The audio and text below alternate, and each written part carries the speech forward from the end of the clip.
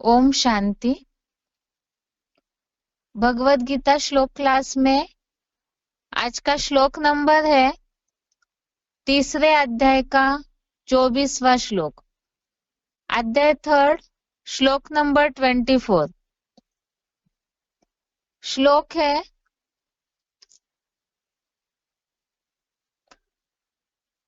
उत्सीदेयुरिमे लोकान् न कुर्यां कर्म चेदहं संकरस्य च कर्ता स्याम् उपहन्याम् इमा प्रजा। श्लोक दोबारा।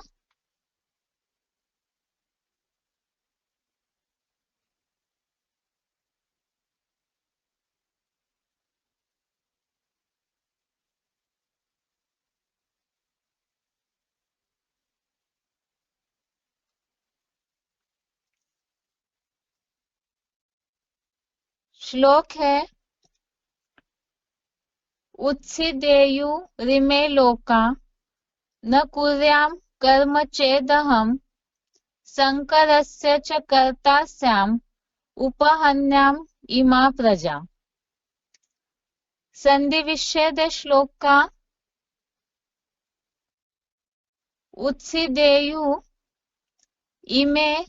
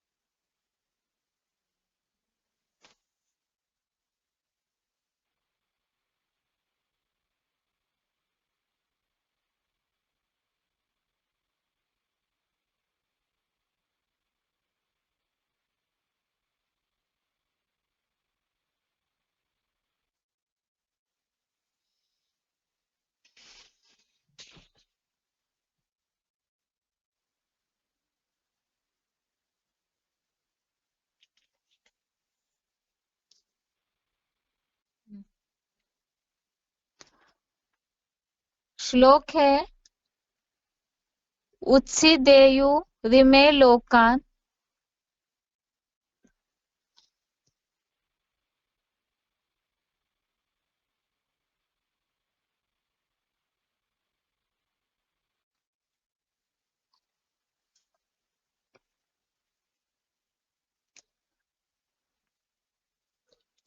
उत्सीदेयुरिमे लोकान् कुर्यां कर्म चेदहं संकरस्य च कर्ता स्याम् उपहन्याम् इमा प्रजा।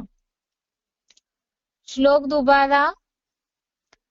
उत्सीदेयुरिमे लोका न कुर्यां कर्म चेदहं संकरस्य च कर्ता स्याम् उपहन्याम् इमा प्रजा। संधि विच्छेद श्लोक का उत्सीदेयु इमे लोका न कुर्यां कर्म चेत अहं संकरस्य च कर्ता स्याम् उपहन्याम् इमा प्रजा। उत्सीदेयु संधि विच्छेद दोबारा। उत्सीदेयु इमे लोका न कुर्यां कर्म चेत अहं संकरस्य च कर्ता स्याम् उपहन्याम् इमा प्रजा। शब्दों का अर्थ है अहम अर्थात मैं, कर्म अर्थात कार्य, न कुर्याम अर्थात न करूं, चेदिमे अर्थात तो ए, लोकाः अर्थात लोक, उत्सीदेयु अर्थात नष्ट हो जाए, च अर्थात और, संकरस्य अर्थात वर्ण संकर प्रजा का, कर्ता श्याम अर्थात कर्ता बनूं, इमः अर्थात इस, प्रजाः अर्थात प्रजा का, उपहन्याम अर्थात विनाशकारी बनूं। शब्दों का अर्थ दोबारा। अहम अर्थात मैं, कर्म अर्थात कार्य, न कुर्याम अर्थात न करूं, चेदिमे अर्थात तो ये, लोकाः अर्थात लोक, उत्सीदेयु अर्थात नष्ट हो जाए, च अर्थात और, संकरस्य अर्थात वर्ण संकर प्रजा का, कर्ता श्याम अर्थात कर्ता बनूं, इमः अर्थात इस, प्रजाः अर्थात प्रजा का, उपहन्याम अर्थात विनाशकारी बनूं। श्लोक का अर्थ है, मैं कार्य न करूं तो ये लोक नष्ट हो जाए और वर्ण संकर प्रजा का कर्ता बनूं, इस प्रजा का विनाशकारी बनूं। श्लोक का अर्थ दोबारा। मैं कार्य न करूं तो ये लोक नष्ट हो जाए और वर्ण संकर प्रजा का कर्ता बनूं, इस प्रजा का विनाशकारी बनूं। इस हफ्ते के श्लोक में जो बात चल रही थी कि श्रेष्ठ लोग जो है वो जैसा कार्य करते हैं वैसे ही उनको देख करके और भी आचरण करते हैं। वैसे तो परमात्मा को इस सृष्टि पर या तीनों लोकों में कुछ भी पाने योग्य नहीं है, फिर भी वो कर्मों में लगे हुए हैं। जैसे कल के श्लोक में बात आई कि अगर मैं कर्मों में न लगा रहूं, आलस करूं, तो ये संसारी लोग सब प्रकार से मेरा ही मार्ग पकड़ेंगे। और जैसे कल अव्यक्तवाणी के पॉइंट्स में भी देखा था कि आपके अलबेले बनने से सारा विश्व ही अलबेला हो जाएगा। कलयुग के अंत में सृष्टि की जो हालत हो जाती है, उसी कारण तामसीपना इतना बढ़ जाता है सृष्टि में कि उसके विनाश का कार्य करना भी जरूरी है, सृष्टि परिवर्तन का कार्य करना भी जरूरी है।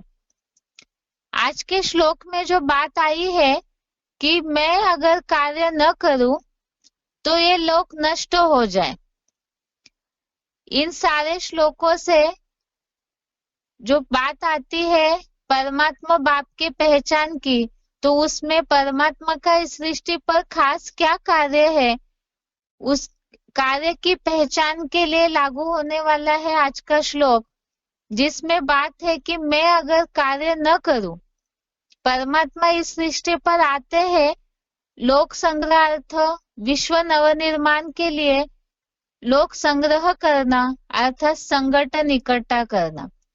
तो ऐसे कार्य न करूं तो ये लोक नष्ट हो जाए और वर्ण संकर प्रजा का कर्ता बनूं।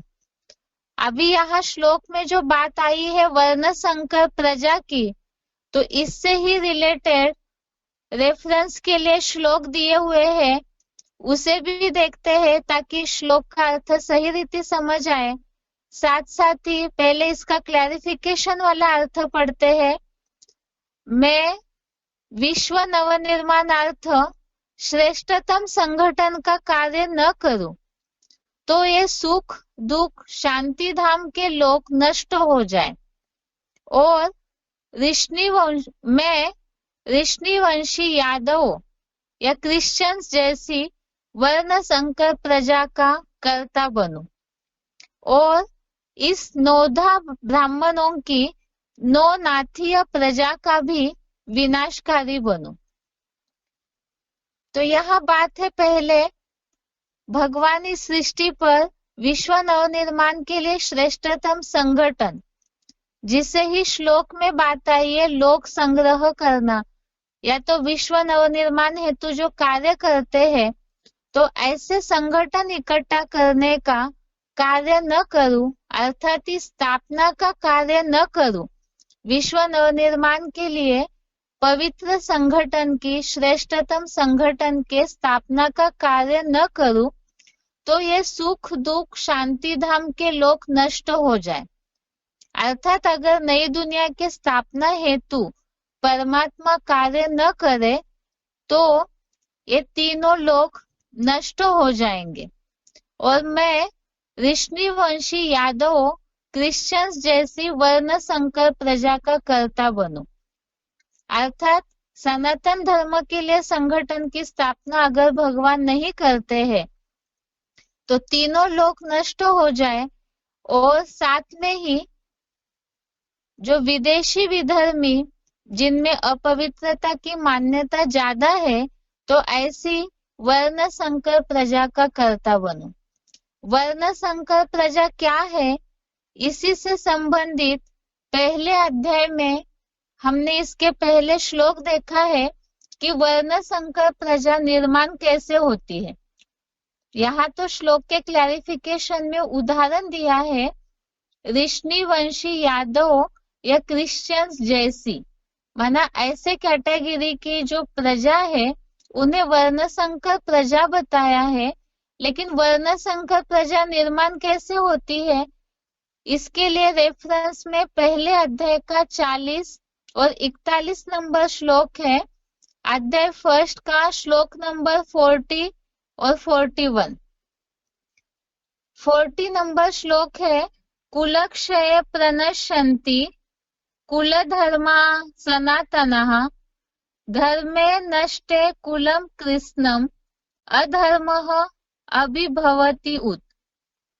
अर्थात भारतीय कुल नाश होने पर परंपरागत सनातन कुल की समूची अव्यभिचारी धारणाएं नष्ट हो जाती है। धर्म नाश होने पर मुस्लिम ईसाई आदि विपरीत धर्म भी समस्त कुल को अत्यधिक हमले करते हुए हिंसा और व्यभिचार दोष से दबा लेते हैं। भारतीय कुल नाश होने पर परंपरागत सनातन कुल की समूची अव्यभिचारी धारणाएं नष्ट हो जाती है। धर्म नाश होने पर मुस्लिम ईसाई आदि विपरीत धर्म भी समस्त कुल को अत्यधिक हमले करते हुए हिंसा और व्यभिचार दोष से दबा लेते हैं। इन सब बातों को समझने के लिए हम थोड़ा एडवांस कोर्स में कल्पवृक्ष का चित्र समझाया जाता है, उसे थोड़ा समझते हैं। सतयुग त्रेता युग में सत्य सनातन देवी देवता धर्म का राज्य था, जहाँ पवित्रता की मान्यता थी। राधा की दृष्टि कृष्ण में, कृष्ण की दृष्टि राधा में, अर्थात अव्यभिचारी वातावरण था। इसीलिए वहां पर सभी सुख शांति में जीवन बिताते हैं।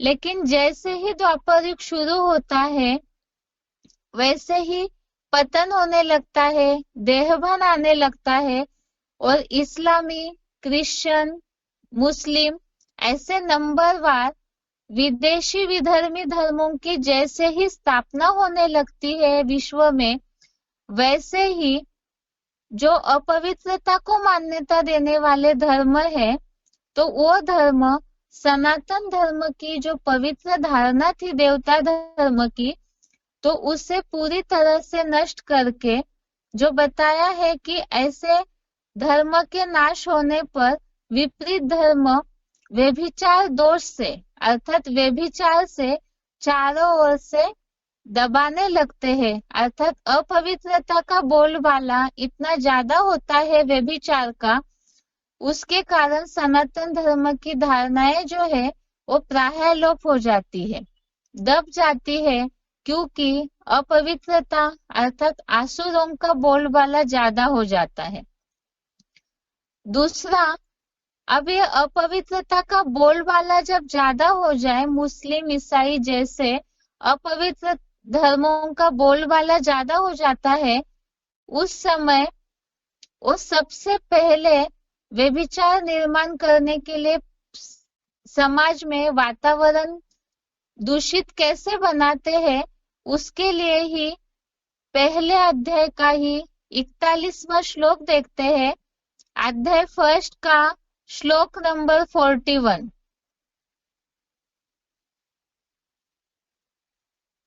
अध्याय फर्स्ट का श्लोक नंबर 41।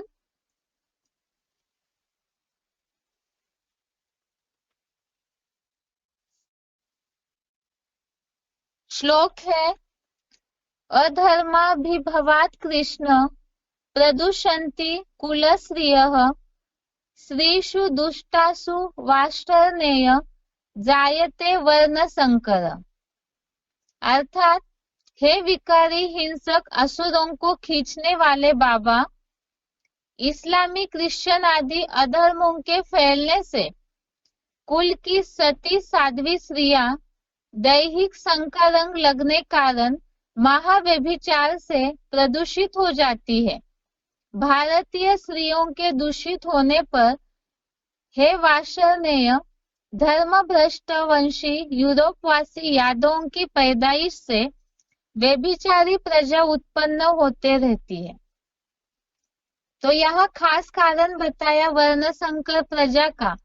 जो श्लोक में शब्द आया है, स्त्रीषु दुष्टासु वार्ष्णेय जायते वर्ण संकर, तो ये वर्ण संकर प्रजा के निर्माण का कारण ही खास बताया कि स्त्रियां संघ के रंग से दूषित हो जाती है, और ऐसे स्त्रियों के दूषित होने पर ही व्यभिचारी प्रजा उत्पन्न होते रहती है।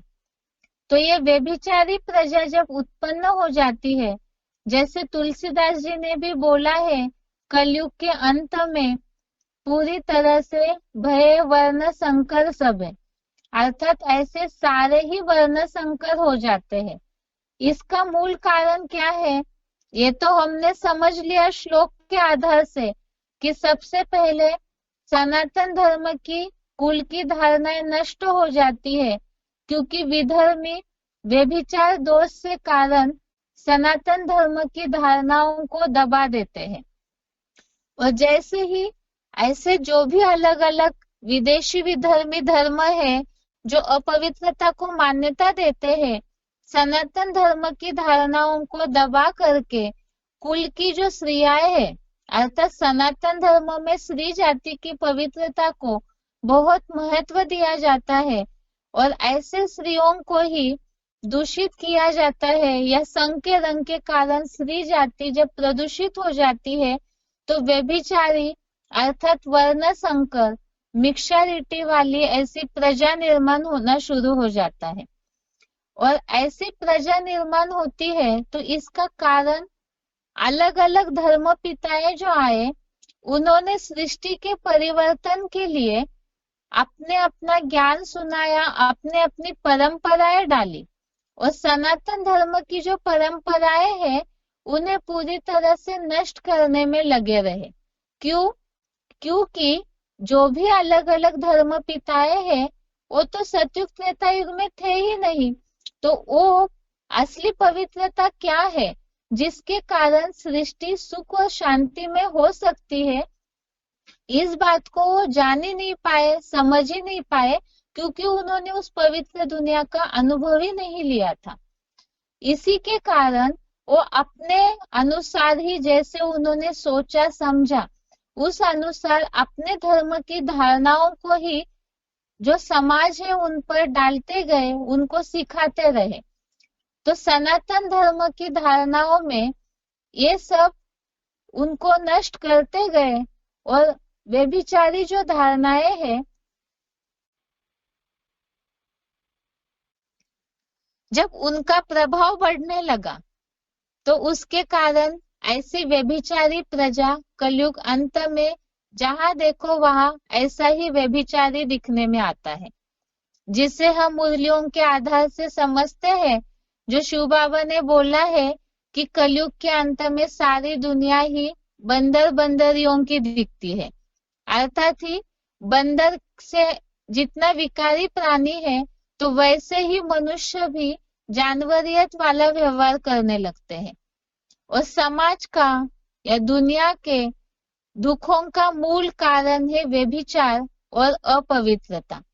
अपवित्रता ही समाज के पतन का मूल कारण है, जो भगवत गीता के श्लोक में भी यह बात आई है, व्यभिचार के कारण।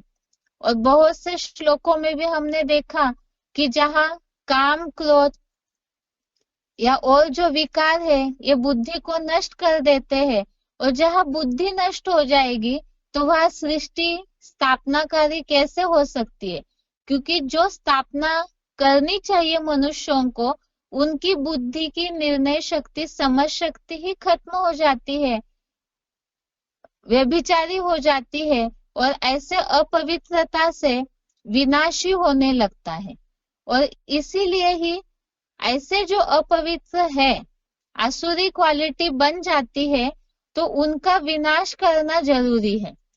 नहीं तो जो सनातन धर्म की या पवित्र संगठन का स्थापना का कार्य है वो पूरा नहीं हो सकता है।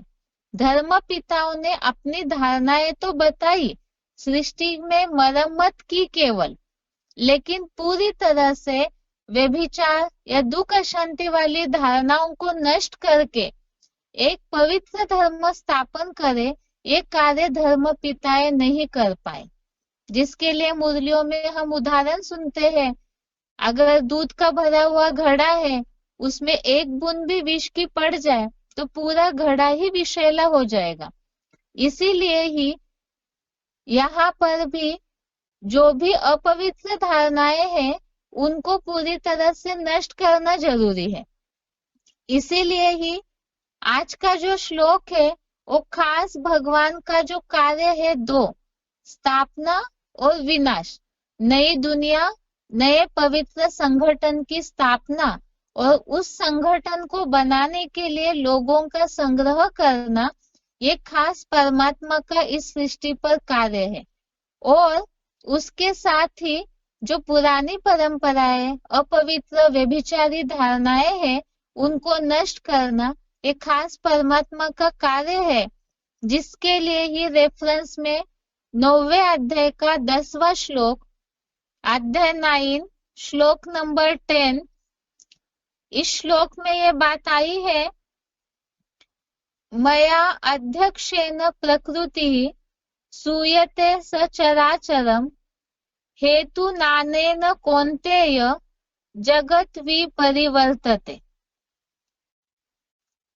मया अध्यक्षेन प्रकृति सूयते सचराचरम हेतु नानेन कौन्तेय जगत विपरिवर्तते। इस श्लोक का भावार्थ है, मेरी अध्यक्षता द्वारा प्रकृति जड़ चेतन सहित बीज रूप रुद्राक्ष गणों को पैदा करती है। इस कारण से जगत विपरीत गति में परिवर्तित होता है। अर्थात परमात्मा की अध्यक्षता में बीज रूप रुद्राक्ष गणों को पैदा करते हैं, अर्थात यह संगठन इकट्ठा करने की बात। और इस कारण से जब ऐसा संगठन इकट्ठा हो जाता है तो ये जगत विपरीत गति में, अर्थात ऊर्ध्वमुखी परमात्मा रूप हीरो पाठधारी के योग बल द्वारा परिवर्तित होता है। जहां अपवित्रता फैली हुई है तो उससे उल्टी सीढ़ी चढ़ने लगते हैं परमात्मा की अध्यक्षता में, अर्थात अपवित्रता नष्ट होती जाएगी और पवित्र दुनिया की संगठन की स्थापना होने लगती है। तो इसे ही जगत विपरिवर्तित है ऐसे बोला है।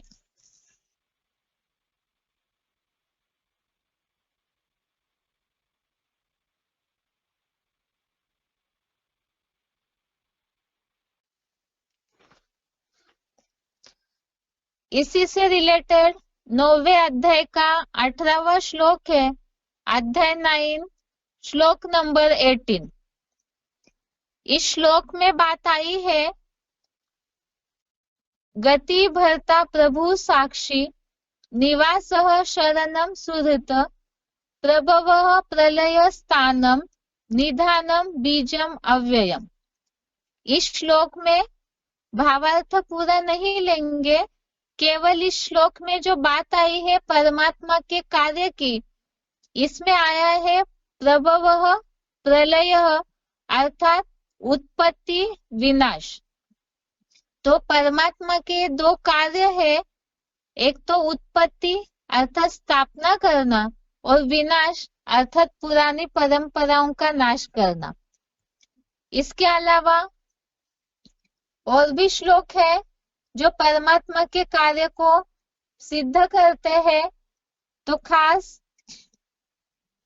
आज के श्लोक का यह अर्थ है कि मैं विश्व नवनिर्माणार्थ श्रेष्ठतम संगठन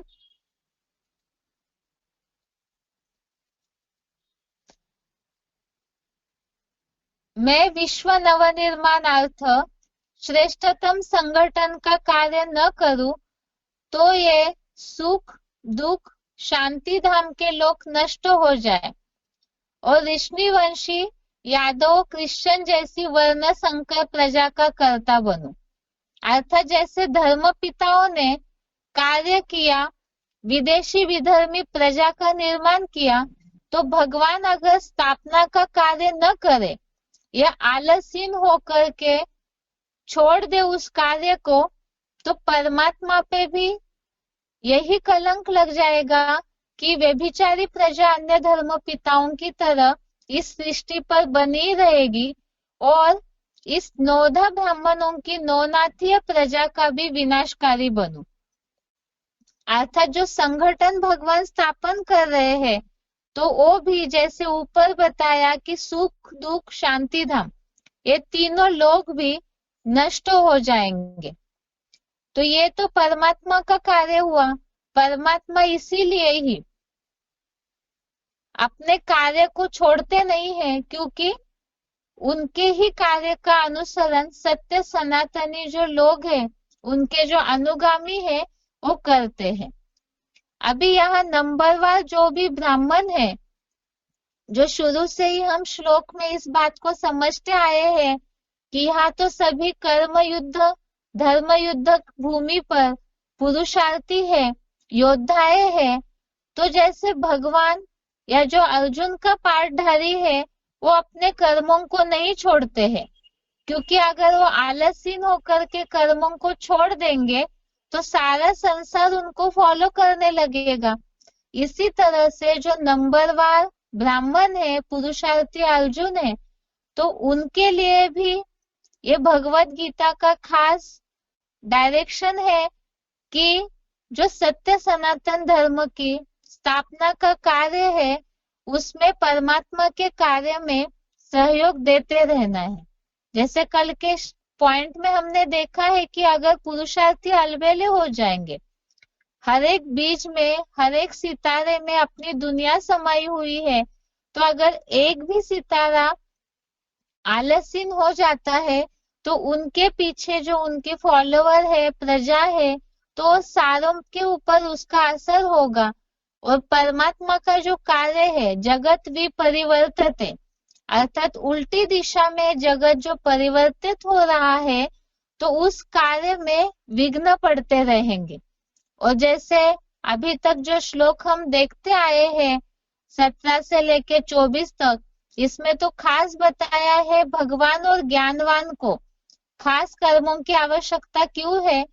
लोक संग्रह अर्थ, लोक संग्रह अर्थ अर्थात विश्व नवनिर्माण हेतु नई दुनिया की स्थापना, जो सुख और शांतिमय दुनिया है, उसकी स्थापना हेतु कार्य में लगे ही रहना है।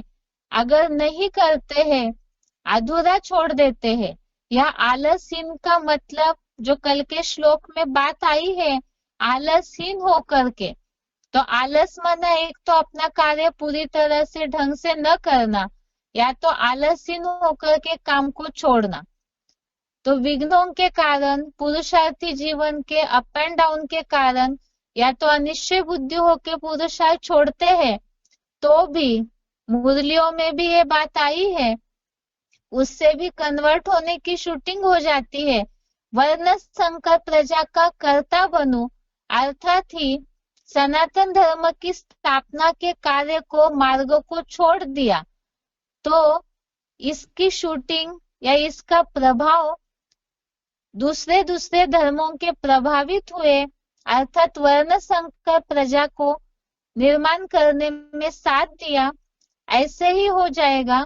इसीलिए ही जो ज्ञानवान है, भगवान की पहचान जिन्हें है, समझ जिन्हें है, तो उन्हें आलस को छोड़ करके लगन पूर्वक श्रेष्ठतम संगठन की स्थापना के कार्य में मददगार बनना है। यह आज के श्लोक का भावार्थ है। इसका उच्चारण सुनते हैं और श्लोक का अर्थ और अच्छे से समझने के लिए सिलेक्टेड पॉइंट देखेंगे।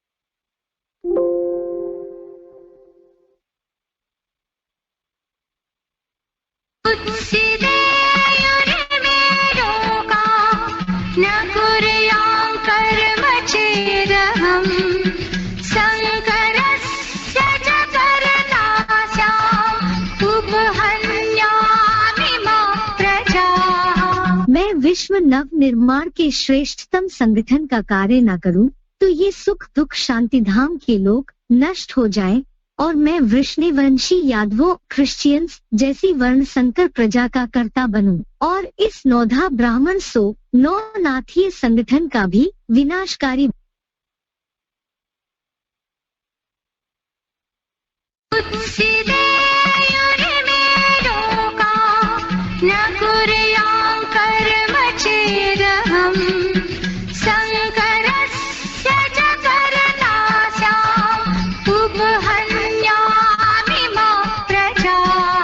मैं विश्व नव निर्माण के श्रेष्ठतम संगठन का कार्य न करूं, तो ये सुख दुख शांति धाम के लोग नष्ट हो जाएं, और मैं वृष्णिवंशी यादवों क्रिश्चियंस जैसी वर्ण संकर प्रजा का कर्ता बनूं, और इस नौधा ब्राह्मण सो नौ नाथीय संगठन का भी विनाशकारी।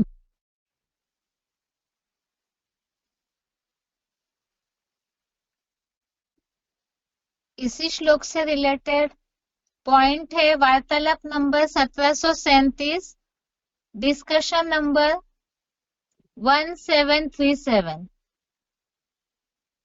24वां श्लोक है, मैं विश्व निर्माण का कार्य न करूं, तो ये मनुष्य समूह नष्ट हो जाए, और मैं वर्ण शंकर प्रजा का करने वाला बनूं, और अंततः इस ब्राह्मण वर्णावली प्रजा का विनाश कर बैठूं।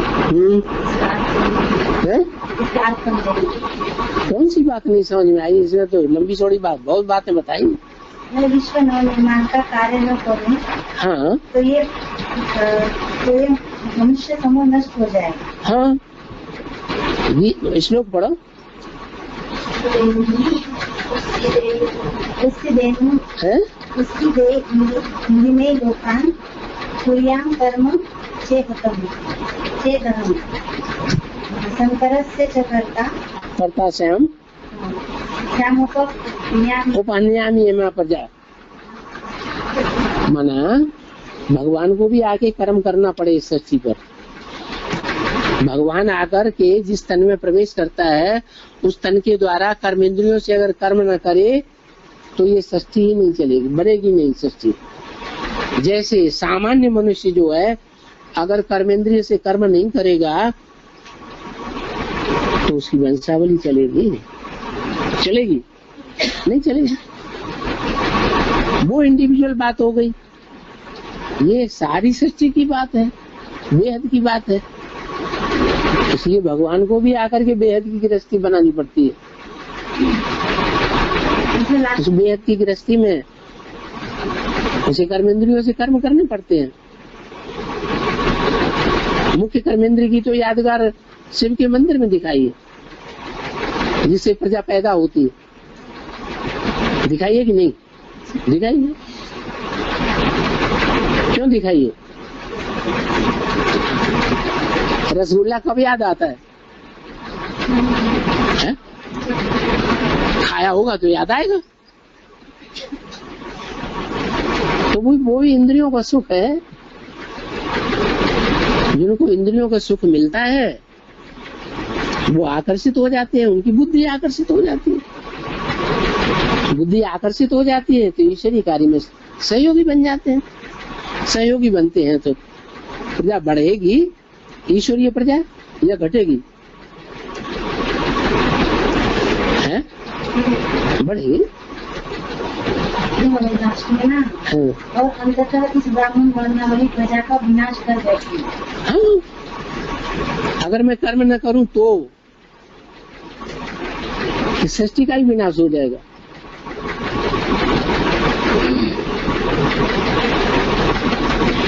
ब्राह्मणों की सृष्टि का विनाश हो जाएगा, फिर क्या बचेगा?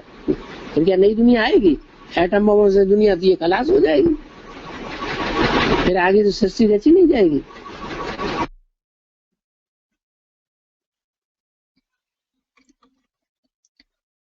आगे का सिलेक्टेड पॉइंट है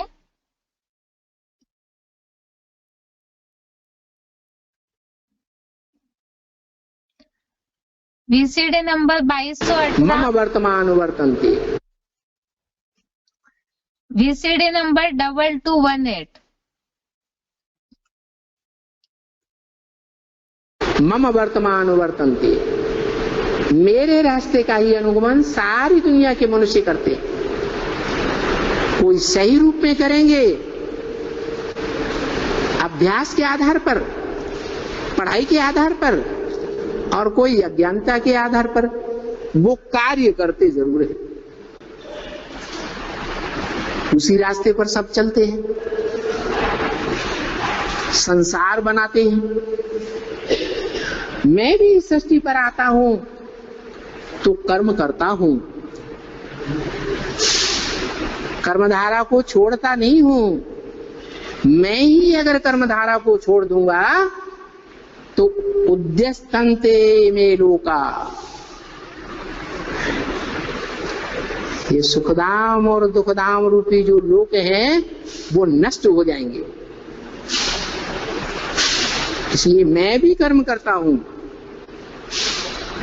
ताकि मेरा अनुगमन करें। कोई मेरी पढ़ाई, पढ़ने के आधार पर अनुगमन करेंगे, मेरी सीमत पर चलकर अनुगमन करेंगे, और कोई मनुष्यों के आधार पर, पढ़ाई के आधार पर अनुगमन करते हैं। मनुष्य तो नरक बनाते हैं और भगवान बाप सदैव स्वस्थिति में रहता है, वो ही स्वर्ग बनाता है।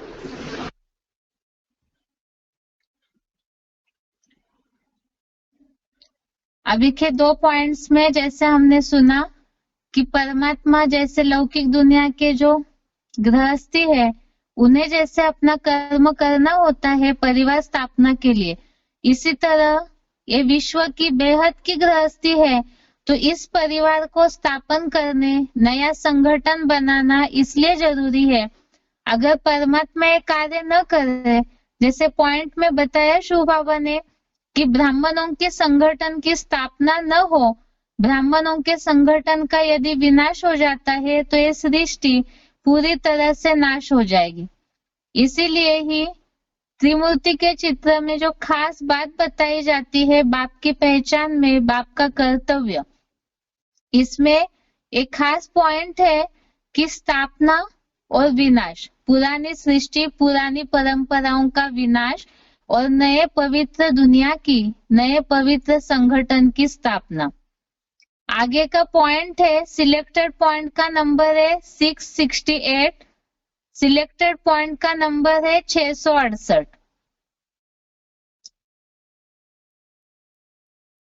कोई कहे कि दुनिया का विनाश कराने की क्या जरूरत है, परम धाम ले जाने की क्या जरूरत है, यहाँ ही बाबा हमको तमो प्रधान से सतो प्रधान बना देते हैं, तो ले जाना जरूरी है क्या?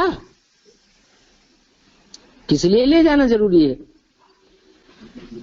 इसलिए ले जाना जरूरी है कि इस दुनिया का एक एक कण, अणु अणु मात्र क्या बन गया है? तमो प्रधान बन गया है।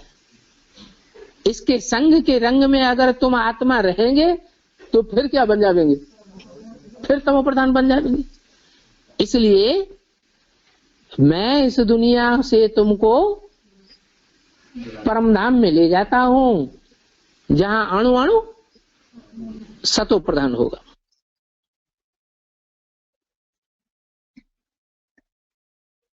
आगे का सिलेक्टेड पॉइंट है general selected point number 60, general selected point number 60। क्योंकि शास्त्रों में जो भी देवासुर संग्राम प्रसिद्ध है, रामायण की कथा प्रसिद्ध है, महाभारत गृह युद्ध प्रसिद्ध है, वो सब इस समय की बात है। इस समय की, जब के एटम बम बन जाते हैं, शंकर जी का काम तैयार हो जाता है। हर हर बम बम, वो कार्य तैयार हुआ पड़ा है। वो कोई खिलौने नहीं तैयार हुए हैं कि हमारे घर की सजावट की जाएगी। जो चीज बनी है वो काम में लाई जाएगी। और धर्म पिताएं में विनाश करते ही नहीं, पुरानेपन का, पुरानी जनरेशन का, पुराने धर्मों का। ये तो भगवान है, जब इस सृष्टि पर आता है तो नई दुनिया की स्थापना के साथ साथ पुरानी दुनिया का विनाश का भी मसाला तैयार करा लेता है।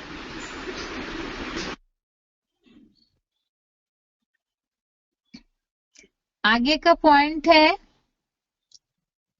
वार्तालाप number 659, discussion number 659, time 11 minute.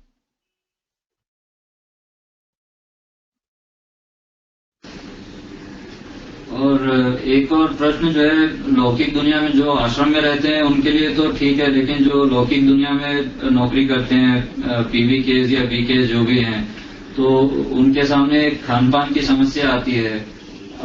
तो बाकी सब विषयों में तो मतलब वो कन्विंस कर पाते हैं, लेकिन खान पान के विषय में जो है सारी दलीलें देने के बावजूद भी जो है लौकिक दुनिया वाले ये प्रश्न करने लगते हैं कि भाई क्या हम शूद्र हैं, क्या हमको इतना आप पतित क्यों मानते हो कि भाई हमारे हाथ का आप नहीं खा सकते हो, हम आपको जो है शुद्ध स्नान करके पवित्र भगवान की याद में आप आपको बना के खिलाएंगे, आप हमारा खाना क्यों नहीं खाते हो। तो वो ये मानने को तैयार नहीं कि भाई हम शूद्र किस आधार पर हो गए। शूद्र इस आधार पर हो गए, शूद्रों का संग करते हैं। सारी दुनिया इस समय शूद्र बन पड़ी है। तुलसीदास ने तो अभी की बात छोड़ो, 500 साल पहले ही लिख दिया, भाई वर्ण शंकर सब है, सारे ही वर्ण शंकर हो गए, सब शूद्र हो गए। अब तो 500 साल के बाद कितना शूद्र बना फैल गया है। संग दोष अन्न दोष कोई चीज नहीं होती है क्या?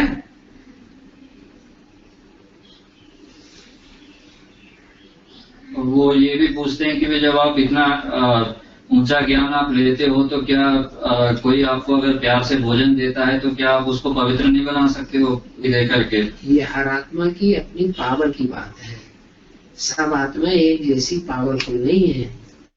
अन्यों को तो और ज्यादा संग करने लगता है।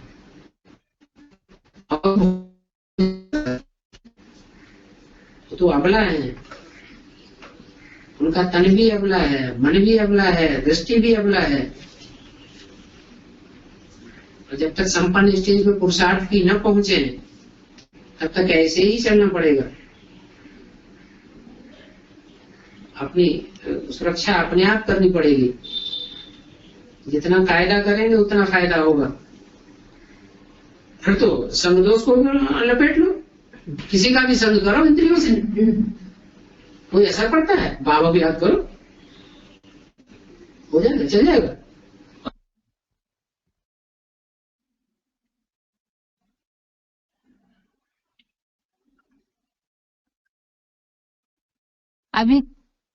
अभी जो हमने पॉइंट समझे, जैसे अभी अन्न दोष संग दोष की बात आई कि अन्न दोष संग दोष का ध्यान रखना क्यों जरूरी है। जैसे श्लोक में हमने देखा पहले अध्याय के कि संग के रंग के कारण ही दूषितपना आता है। जनक वाला जो श्लोक हमने देखा था जिसमें बोला था कि यहाँ तो सब आत्मा रूपी सीताएं हैं और द्वापर युग से तो सभी आत्मा रूपी सीताओं पर संग का रंग का दोष तो चढ़ता ही है।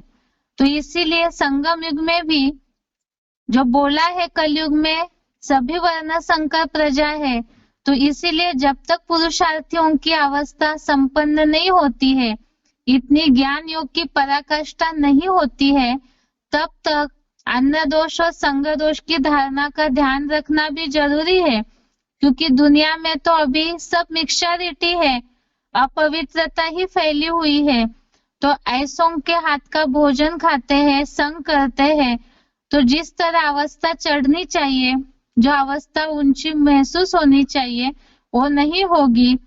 इस भाव से ही यहाँ ये पॉइंट है। इसके अलावा जैसे परम धाम ले जाने की बात शिव बाबा ने बोली कि परम धाम अगर शिव बाबा न ले जाए तो इसी सृष्टि में सब तमो प्रधान ही बने रहेंगे और दुखी ही बने रहेंगे। इसीलिए शिव बाबा खास इस सृष्टि पर आकर ये कार्य करते हैं, सबको नई दुनिया में और साथ में ही परम धाम में ले जाने का। इसी श्लोक से रिलेटेड पॉइंट है आगे, ऑडियो नंबर है 232, ऑडियो नंबर 232।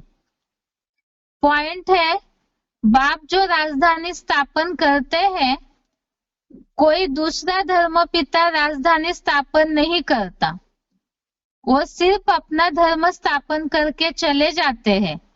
और बाप दो काम एक्स्ट्रा करके जाते हैं, एक तो सब धर्मों का विनाश और दूसरा नई राजधानी की स्थापना।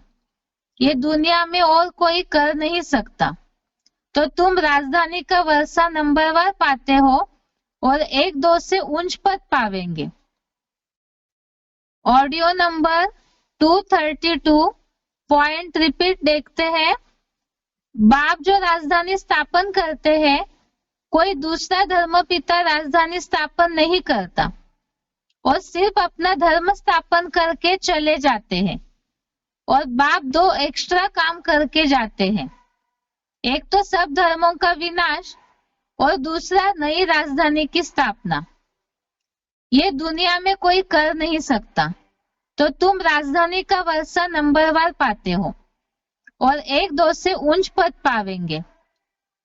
दूसरा पॉइंट है VCD number 2797, VCD number 2797। Point है, अरे जो राम वाली आत्मा हीरो पार्टधारी है, वो तो हीरो का ही पार्ट बजाएगी ना। जब सब जीरो हो जाएंगे, कोई भी धर्म पिता इस पुरानी दुनिया में पुराने धर्म को, पुरानी परंपराओं को नाश नहीं कर सकेगा, नष्ट नहीं कर सकेगा। तो हीरो पार्टधारी को ही वो पार्ट बजाना पड़ेगा ना। तो अंतिम जन्म में जाकर के जब कोई ये काम नहीं कर पाता अधर्मी दुनिया के विनाश करने का, तब और आत्मा राम सो क्या बनता है? रावण बनता है। ऐसे नहीं कि 63 जन्म से रावण बनता है। पॉइंट दोबारा, वीसीडी नंबर 2797। अरे जो राम वाली आत्मा हीरो पार्टधारी है, वो तो हीरो का ही पार्ट बजाएगी ना। जब सब जीरो हो जाएंगे, कोई भी धर्म पिता इस पुरानी दुनिया में पुराने धर्म को, पुरानी परंपराओं को नाश नहीं कर सकेगा, नष्ट नहीं कर सकेगा। तो हीरो पार्टधारी को ही वो पार्ट बजाना पड़ेगा ना। तो अंतिम जन्म में जाकर के जब कोई ये काम नहीं कर पाता अधर्मी दुनिया का विनाश करने का, तब वो आत्मा राम सो क्या बनता है? रावण बनता है। ऐसे नहीं कि 63 जन्म से रावण बनता है। तो श्लोक में जो बात आई है स्थापना और विनाश की, तो सब जब जीरो हो जाते हैं, अर्थात जब कोई भी इस कार्य को करने में सक्षम नहीं होते हैं, नई दुनिया की स्थापना के कार्य के लिए किसी में भी ये ताकत नहीं रहती है। अर्थात जो आगे बताया है सारे धर्म पिताएं ही, कोई भी ऐसे नहीं है जो पुराने धर्म, पुरानी परंपराओं को, पुरानी दुनिया को नष्ट कर सके। तभी ही हीरो पार्टधारी जो है वो अपना कार्य करते हैं। तो यहाँ रावण बनने की बात तो इस भाव से बोली है क्योंकि असुरों का विनाश करने के लिए पुरानी परंपराओं को, जो व्यभिचारी प्रजा है, वर्ण संकर प्रजा है, उनको नष्ट करने के लिए परमात्मा को भी वैसा ही स्ट्रॉन्ग पार्ट बजाना पड़ता है विनाश का। इसीलिए ही ये बात बताई है। इसके साथ साथ ये आज का श्लोक हो गया जिसमें हमने देखा कि पुरुषार्थियों के लिए ये जो रिलेटेड श्लोक है, भगवान और ज्ञानवान के लिए लोक संग्रह अर्थ कर्म करने की आवश्यकता। इसमें हमने देखा है इस पूरे टॉपिक में, एक तो आत्मिक स्थिति में रह करके कर्म करना है। ऐसे जो कर्म करते हैं तो उनके लिए और कोई भी आवश्यकता ही नहीं, क्योंकि प्रकृति ही उनको सब कुछ प्रदान करती है। साथ साथ ही पुरुषार्थी जीवन में जो लोक संग्रहों को भली भांति देखते हुए और साथ में अनासक्त होकर के कर्म करते हैं तो उनको परम पद या सिद्धि की प्राप्ति होती है। इससे ही परिवार पर, जिस ब्राह्मण परिवार से हम जुड़े हैं, जो नई दुनिया की स्थापना के कार्य में लगे हुए हैं, तो ऐसे ब्राह्मण परिवार पर निश्चय रखना भी जरूरी है। और साथ में ही स्थापना के कार्य में ज्ञानवान को इस बात का खास ध्यान रखना है, क्योंकि ज्ञानी अर्थात ही समझदार तो पुरुषार्थी जैसा कर्म करते हैं, जिस भी संगठन में रहकर, ब्राह्मणों से भी संबंध संपर्क है, अज्ञानी दुनिया से भी संबंध संपर्क है, और लौकिक जो गृहस्थी है उनसे भी संबंध संपर्क पूरा जुड़ा हुआ रहता है। तो हम जैसा अच्छा कर्म करेंगे श्रीमत अनुसार, श्रीमत प्रमाणित, तो उसका असर हमें देखने वालों पे जरूर होगा। इसीलिए इस बात का ध्यान रखते हुए जैसा कर्म हम करेंगे हमें देख और करेंगे। और साथ में ही परमात्मा को तो इस सृष्टि पर कोई कार्य की आवश्यकता ही नहीं, ना कुछ प्राप्ति की आवश्यकता है, लेकिन फिर भी वो नई दुनिया की स्थापना हेतु खास अनासक्त होकर के कर्मों में लगे हुए हैं। अगर परमात्मा आलसीन हो तो सारे ही उनका मार्ग पकड़ेंगे। इसी तरह से नंबरवार जो अर्जुन है पुरुषार्थी, उन्हें भी इस बात का ध्यान रखना है। स्वस्थिति में सारी प्राप्ति समाई हुई, आत्मिक स्थिति में ही सारे स्वर्ग के सुख समाये हुए हैं। तो ऐसे ही आत्मिक स्थिति में रह करके अनासक्त होकर के कर्म करेंगे तो परमात्मा के कार्य में अच्छे सहयोगी बन जाएंगे। और इसमें खास ध्यान आलस छोड़ना है। और आज के श्लोक में जो सार देखा, परमात्मा की तरह ही पुरानी दुनिया का विनाश और नए संगठन की स्थापना में सहयोग देना है। ये इस टॉपिक के श्लोक का सार हो गया। अभी आगे बेसिक कोर्स।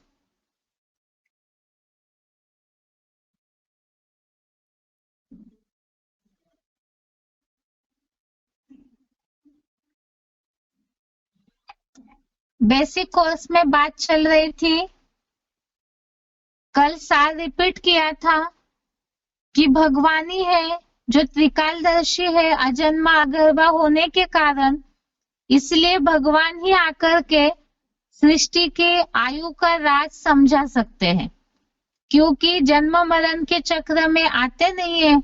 तो इसीलिए ही वो त्रिकालदर्शी, त्रिकाल ज्ञानी है। इस बात को ही समझने के लिए कल हमने देखा था कि भगवान आकर के भगवत गीता जो है इस एक ही ऐसा शास्त्र है हिंदू धर्म का जिसमें भगवान उवाच की उपाधि मिली हुई है। इसीलिए ही भगवान ही सृष्टि का राज बता सकते हैं। तो भगवत गीता में भगवान ने क्या बताया है उसे हम देखते हैं। जिज्ञासुओं को इस बात को क्लियर करना है क्योंकि जो भी बातें बता रहे हैं वो प्रूफ के साथ बतानी है। तो भगवत गीता में भगवान ने सृष्टि की आयु या काल चक्र के बारे में क्या बताया है उसे देखने के लिए कल हमने 3 श्लोक पढ़े थे। अभी उन श्लोकों को ही देखते हैं कि भगवान ने गीता में काल चक्र या सृष्टि की आयु के बारे में क्या बताया है। कल के श्लोक को एक बार रिपीट पढ़ते हैं, उसके बाद आगे। पहला श्लोक है सृष्टि की आयु या काल के बारे में, जहाँ समय दर्शाता हो ऐसे श्लोकों को भगवत गीता में देखा है। 8वें अध्याय का 17वां श्लोक, अध्याय 8 श्लोक नंबर 17। इस श्लोक में समय को दर्शाने वाले 2 शब्द आए हैं, ब्रह्मा का दिन और रात। श्लोक है सहस्र युग पर्यंतम अहर्यत ब्रह्मणो विदु रात्रिम युग सहस्रांताम तेहो रात्र विदो जनः।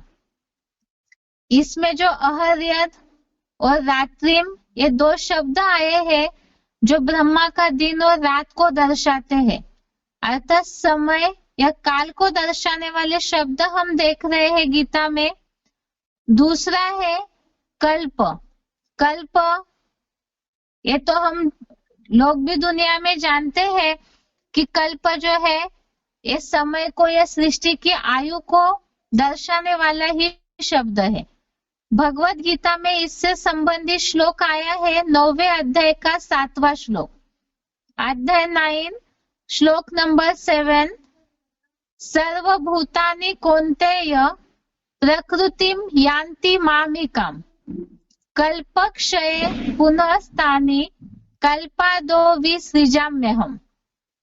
इसमें कल्पक्षय और कल्पादो, कल्पक्षय अर्थात कल्प का अंत और कल्पादो अर्थात कल्प की आदि, ये 2 शब्द आए हैं। इसी तरह से युग के लिए शब्द आया है भगवत गीता में 4थे अध्याय का 8वां श्लोक, अध्याय 4 श्लोक नंबर 8। परित्राणाय साधूनां विनाशाय च दुष्कृतां धर्म संस्थापनार्थाय संभवामि युगे युगे। अभी तो श्लोक पढ़ के इसलिए देख रहे हम ताकि कौन से श्लोक से रेफरेंस लिया है वो समझने के लिए। जिज्ञासुओं को समझाते समय पूरा लंबा श्लोक बताएंगे तो हो सकता है जो गीता पाठी है उन्हें तो सारे श्लोक याद रहते हैं, लेकिन खास हम जिस उद्देश्य से ये शब्द ले रहे हैं तो उन शब्दों पे ही ज्यादा ध्यान दे, जैसे कल्पक्षय, कल्पादो, या ये श्लोक तो बहुत फेमस है धर्म संस्थापनार्थाय संभवामि युगे युगे। तो यहाँ समय को दर्शाने वाले शब्द है युगे युगे, कल्पक्षय, कल्पादो और अहर्यत ब्रह्मणो और रात्रि। तो ये शब्द जो है वो समय को दर्शाते हैं। अभी सबसे पहले हम देखते हैं कि ब्रह्मा का दिन और ब्रह्मा की रात, इसके बारे में गीता में क्या बताया हुआ है। ब्रह्मा का दिन और ब्रह्मा की रात, सृष्टि की आयु को समझने के लिए पहले इससे देखते हैं कि ये ब्रह्मा का दिन अर्थात कौन सा समय है और ब्रह्मा की रात अर्थात कौन सा समय है। जिन्हें भी स्लाइड दिख रही है उन्हें 2 प्रकार के श्लोक दिख रहे होंगे। 8वें अध्याय का 17वां श्लोक ही अध्याय 8 श्लोक नंबर 17। ये श्लोक ही 2 प्रकार के लिखे हुए हैं। एक तो भक्ति मार्ग की गीता में जो शब्द आया है वो पहले लिखा है सहस्र युग पर्यंतम अहर्यत ब्रह्मणो विदु रात्रिम युग सहस्रांताम तेहो रात्र विदो जना। और एडवांस में जो भगवत गीता का किताब बना है उसमें जो छपा हुआ है द्विसहस्रार्धा वर्षाणाम अहर्यत ब्रह्मणः विदु एतेषां प्रमाणम रात्रिम ते अहोरात्र विदः जना। श्लोक का अर्थ है ब्रह्मा का दिन 2500 वर्षों का है, इतने ही प्रमाण की रात्रि है। ऐसा जो जानते हैं वे ब्राह्मण जन दिन और रात्रि के जानकार है। ब्रह्मा का दिन 2500 वर्षों का है, इतने ही प्रमाण की रात्रि है। ऐसा जो जानते हैं वे ब्राह्मण जन दिन और रात्रि के जानकार है। इसमें जो खास बात आई है ब्रह्मा के दिन और रात के समझने के लिए, आगे हम देखते हैं कि ब्रह्मा का दिन और रात और युगों का क्या संबंध है, क्योंकि इसमें जो बात लिखी हुई है सहस्र युग अर्थात सहस्र अर्थात 1000 युग, तो यहाँ ब्रह्मा का दिन और रात इस शब्द में ही सहस्र युग इस तरह से बोला हुआ है, अर्थात युग को 1000 वर्ष का बताया हुआ है। इस हिसाब से ब्रह्मा का दिन और रात इसी से जुड़ा हुआ युग शब्द आया हुआ है, तो इन दोनों में क्या कनेक्शन है इसे पहले देखना होगा। ब्रह्मा का दिन, रात और युगों का संबंध। इस श्लोक से नीचे ही ये जो हेड नोट लिखा हुआ है, हेवनली गॉडफादर निर्मित स्वर्गीय दिन भी 2500 वर्ष है और प्रैक्टिकल मानवीय हिस्ट्री में विधर्मियों के द्वैतवादी द्वापर से अन्य धर्म पिताओं द्वारा यह नर निर्मित नरक रूप अज्ञान रात भी 2500 वर्ष है। इसमें खास बात तो है कि इनका संबंध हमें देखना है।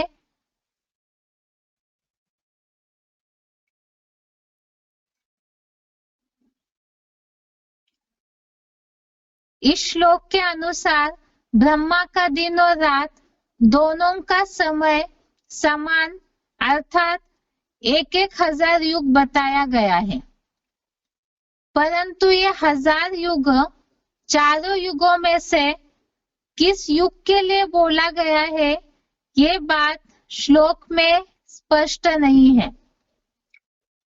श्लोक में जो बात आई है ब्रह्मा का दिन और रात ये 1000 युग का बताया है, जहाँ शब्द आया है सहस्र युग अर्थात युग सहस्र जो बोला है अर्थात 1000 वर्ष का 1000 का युग 1000 वर्ष का युग बताया हुआ है, परंतु ये 1000 युग जो है वो चारों युगों में से किस युग के लिए खास करके बोला है, तो युग का नाम कोई भी श्लोक में स्पष्ट रीति से नहीं आया है।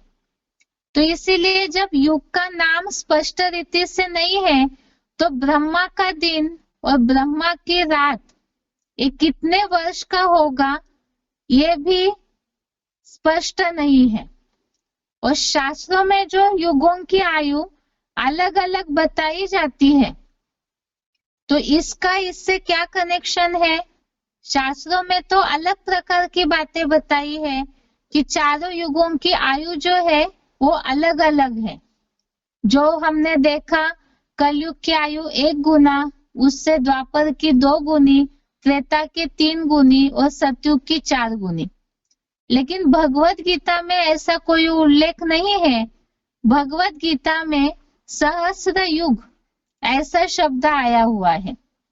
तो ये भगवत गीता में और शास्त्रों की बातों में जो अलगाव है, ये क्या है, इसे हम कल के क्लास में समझते हैं। आज के लिए यहाँ तक ही। ओम शांति।